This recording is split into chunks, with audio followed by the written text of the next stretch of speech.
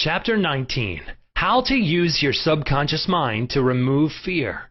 One of our students told me that he was invited to speak at a banquet.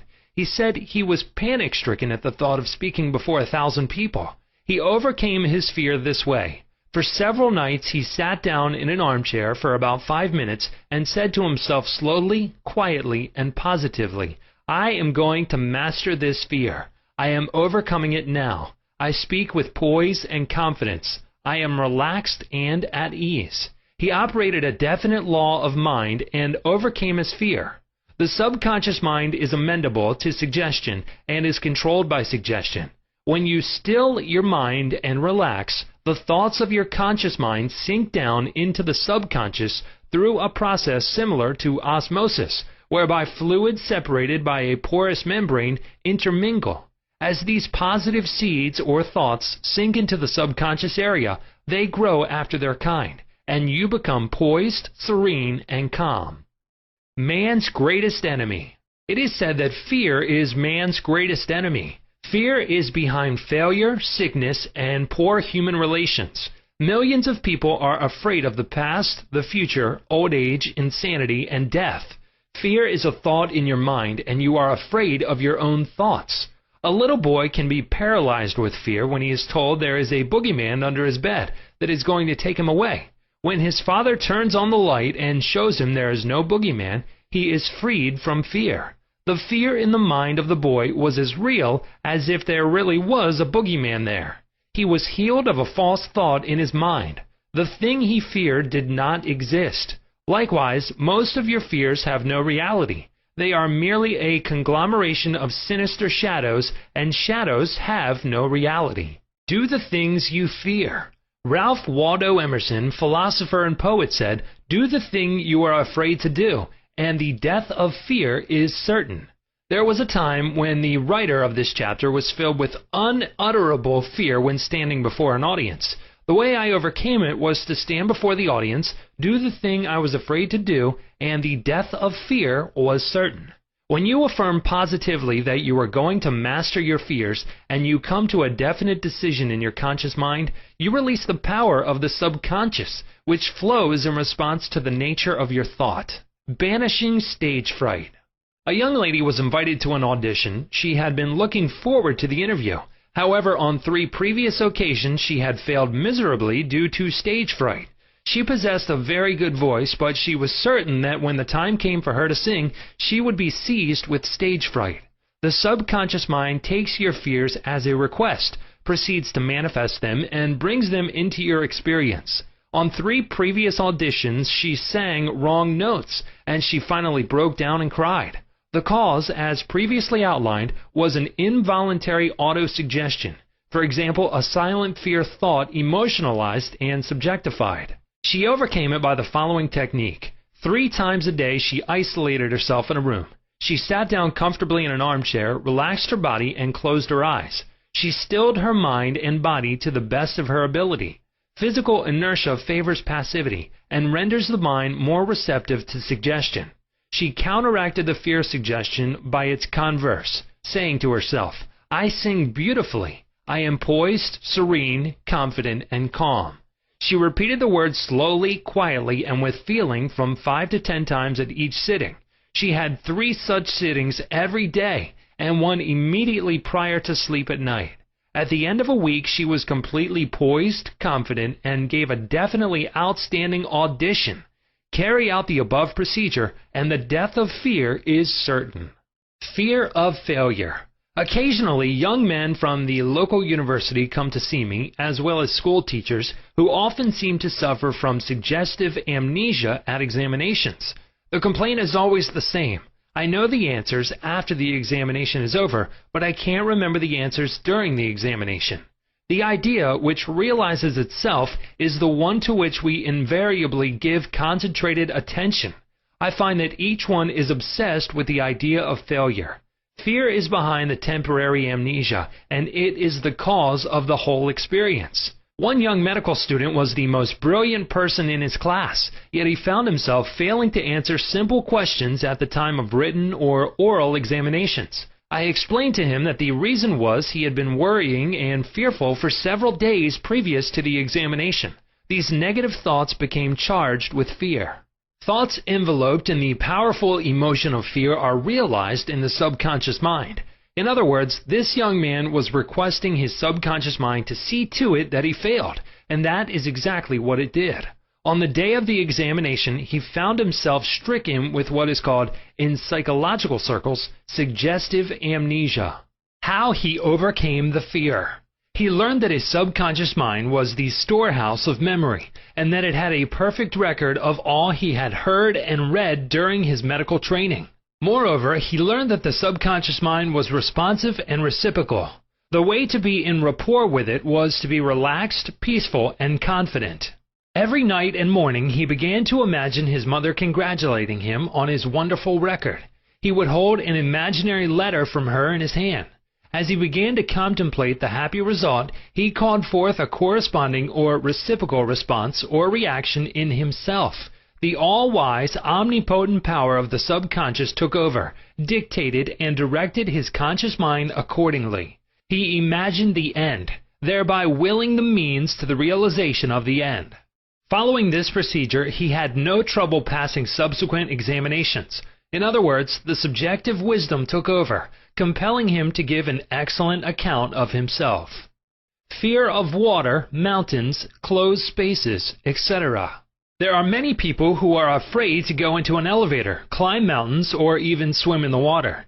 It may well be that the individual had unpleasant experiences in the water in his youth, such as having been thrown forcibly into the water without being able to swim. He might have been forcibly detained in an elevator, which failed to function properly, causing resultant fear of closed spaces.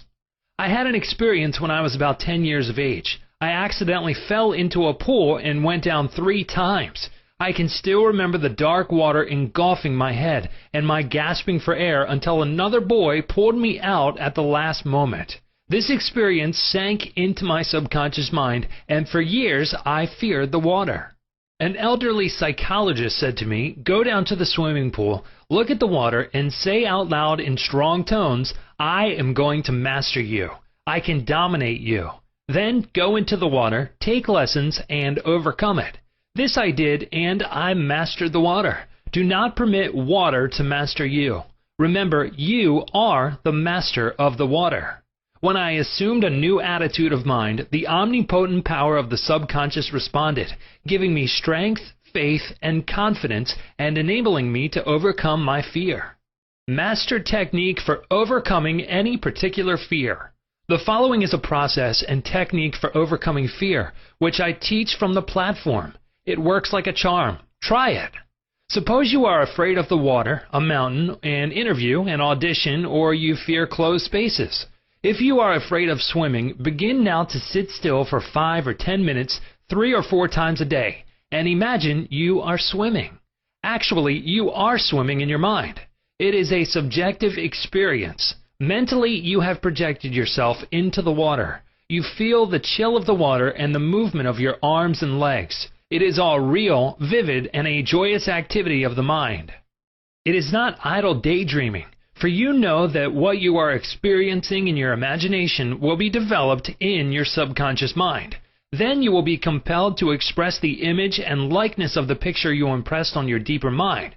This is the law of the subconscious. You could apply the same technique if you are afraid of mountains or high places. Imagine you are climbing the mountain. Feel the reality of it all. Enjoy the scenery, knowing that as you continue to do this mentally, you will do it physically with ease and comfort. He blessed the elevator. I knew an executive of a large corporation who was terrified to ride in an elevator. He would walk up 5 flights of stairs to his office every morning. He said that he began to bless the elevator every night and several times a day. He finally overcame his fear. This is how he blessed the elevator. The elevator in our building is a wonderful idea. It came out of the universal mind. It is a boon and a blessing to all our employees. It gives wonderful service. It operates in divine order. I ride it in peace and joy. I remain silent now while the currents of life, love, and understanding flow through the patterns of my thought. In my imagination, I am now in the elevator, and I step out into my office. The elevator is full of our employees. I talk to them, and they are friendly, joyous, and free. It is a wonderful experience of freedom, faith, and confidence. I give thanks. He continued this prayer for about 10 days, and on the 11th day, he walked into the elevator with other members of the organization and felt completely free. Normal and abnormal fear. Man is born only with two fears, the fear of falling and the fear of noise. These are an alarm system given you by nature as a means of self-preservation. Normal fear is good. You hear an automobile coming down the road and you step aside to survive. The momentary fear of being run over is overcome by your action. All other fears were given to you by parents, relatives, teachers, and all those who influenced your early years. Abnormal fear. Abnormal fear takes place when man lets his imagination run riot. I knew a woman who was invited to go on a trip around the world by plane.